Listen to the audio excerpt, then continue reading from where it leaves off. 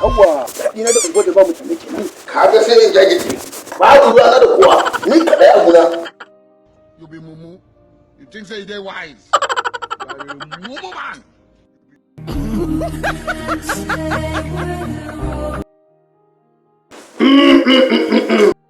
Kai malam.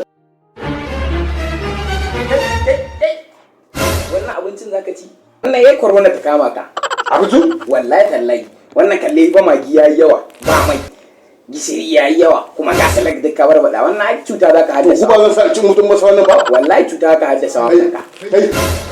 Wannan da ba abin da zai mana. Ka san wahala da ne saba mutum nan? Bani. Dan bani. Kai. Bani mana. Kai ka cinye mu abinci na fa. La ilaha illallah. Kai. Baka. La ilaha illallah. Ka cinye mu abincin? Wannan mu likitoci ne babu abin da zai mana. Kai. Menene? Baka da hankali. Ka cinye mu abincin dubu kwana ba komai. Wannan mu likitoci ne babu abin da zai mana wallahi wannan abincin. La ilaha illallah sai ka biya ni abinci na. Abincin?